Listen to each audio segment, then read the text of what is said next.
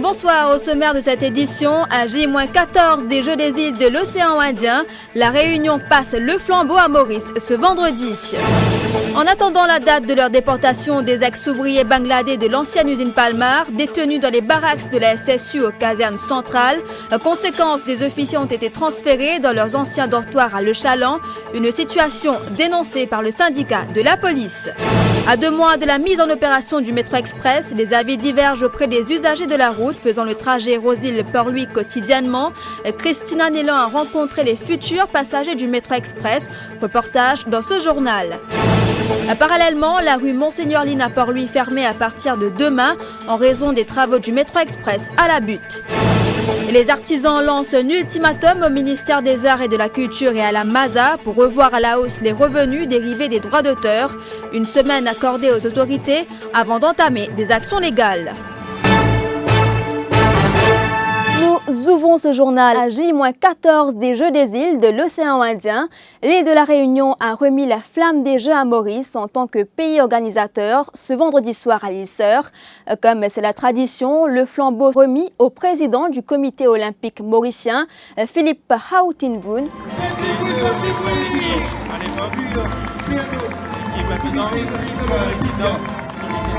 Le flambeau sera ensuite acheminé à Rodrigue. Sa destination finale sera le stade Anjalé à Bellevue, où la vasque sera allumée le 19 juillet au cours de la cérémonie d'ouverture. Des ouvriers bangladais ex-employés de l'usine Palmar qui avaient disparu de la circulation ont été rattrapés par les officiers du Passport and Immigration Office. Ils ont été détenus depuis mercredi dans les dortoirs de la SSU aux casernes centrales en attendant leur déportation. Cet après-midi, alors que les membres de la SSU se sont plaints de leur présence, la police a procédé à leur transfert pour l'ancien dortoir à Le Chaland. Ils sont une vingtaine d'hommes et de femmes. Mima Omir, Rutradjessar. Ces ressortissants bangladais se sont retrouvés sur le pavé depuis la fermeture de la compagnie Palmar Limited il y a quelques mois. Si 18 d'entre eux ont pu regagner leur pays, une vingtaine d'entre eux étaient en situation irrégulière sur le territoire mauricien car leurs permis de travail ont expiré et avaient disparu dans la nature. 20 Bangladais ont été arrêtés mercredi et ont été retenus dans les dortoirs de la SSU aux casernes centrales, une situation que déplore Jelal Boujawan, le président de la Police Officers Solidarity Union. Mais dans ce présent cas, avant-hier, on arrête le 19 Bangladeshi. Mais le pourquoi qui fait pas fin avoir dans la cellule policière ou bien dans la prison, ça c'est la grande question.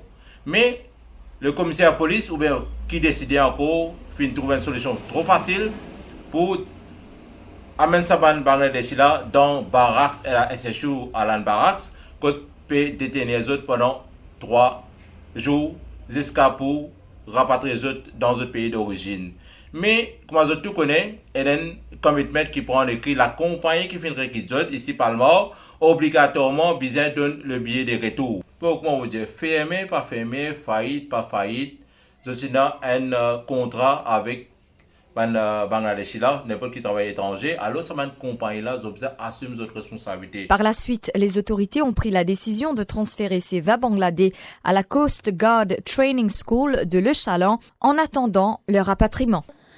Tout à fait autre chose à présent au lendemain du débarquement du premier train et à 2 mois de la mise en opération du métro express, les travaux s'accélèrent pour relier Roseville à Port-Louis.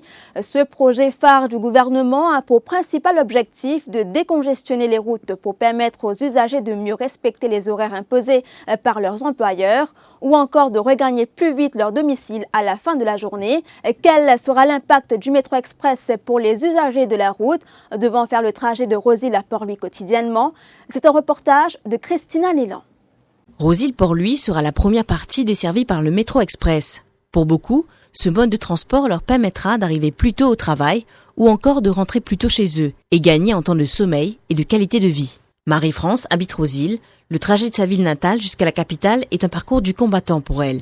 Elle espère que le métro changera sa vie. Bis, parfois, attendre. Parfois, bis, parfois, il ne prend pas passager. Et là, souvent, bis ou attendre, pas prend passager. Et net temps, et net demi. Mais métro, me trouver ça bien. Et vous pensez, où pour arriver plus tôt qu'au tout, justement? Ça, au moins, mon 40, 30 minutes en retard, mon 40, plus tôt. Vous pensez au cave sauf 30 minutes? Oui. Même son de cloche pour J-Pal, un chauffeur de taxi que nous rencontrons près de la gare.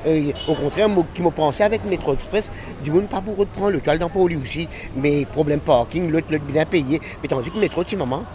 Qui a fait que moi dire, avant je vais prendre et n'y a temps avec son embouteillage, qu'il a m'a pensé dans une trentaine de minutes qu'il finit arriver. Si aujourd'hui en bus on met à peu près 1 heure de temps 15 pour sortir de Rosil et arriver dans la capitale, Méviche espère que le métro lui évitera d'avoir des problèmes de retard au travail, mais surtout de devoir se réveiller très tôt. Quand nous voyageons par bus, des fois nous tardons, nous tardons pour le travail, nous prenons des temps, mais je pense avec le métro, nous gagnons 30, même 45 minutes en plus, comment dire, parce que nous tardons, nous rentrons travail temps. Des fois nous ratons bus, des fois bus tardons, nous rentrons travail, même supposé rentrer 9h, nous rentrons 10h, 10h30. Et des fois nous avons crié, mais avec le métro, nous pensons qu'à gagner des minutes 40 plus bonnes des fois. Pour la société Métro Express, ce trajet de Rosil pour lui se fera en 20 minutes, y compris le temps d'arrêt à chaque station. Joe, un habitant de la capitale, ne semble pas être convaincu. Les prénoms sont, comment nous dire, partout moderne, de faire partout moderne. Alors quoi, il y a des bonnes affaires là, les bons, on va dire, mettre ça. Vous comprenez? Le côté, on va dire, mais c'est ma Maurice. Il est trop petit, tout le monde a le tout, je n'ai tout. C'est un voyage au métro. Pas ça, non, au contraire. Si je mets ça, quand je suis chauffeur bus, je suis chauffeur taxi, je travaille, je ne pas travailler. À quoi je mets ça, je dis, je voyage au métro, bus moi pour travailler. Je suis chauffeur, comme contrôleur, tout ça là, c'est nous imaginez. Il faudra attendre l'entrée en opération du métro fin juillet, début septembre, pour avoir une indication de l'impact réel sur la vie des usagers du transport en commun. Et conséquence des travaux liés au projet Métro Express, la rue Monseigneur-Line à Port-Louis sera fermée à la circulation à partir de demain, et ce pour une période de 6 semaines. Le trafic routier sera dévié le long de la route Augusti. Des panneaux de signalisation seront mis en place pour informer et guider les usagers de la route. Un délai de 7 jours accordé à la Mauritius Society of Authors pour revoir à la hausse les revenus dérivés des droits d'auteur. Au cas contraire, les chanteurs Bruno Raya et Louis Borghini de Guenin, plus connus comme le Dr Boyzini, envisagent de saisir la Cour suprême, se disant victimes de discrimination.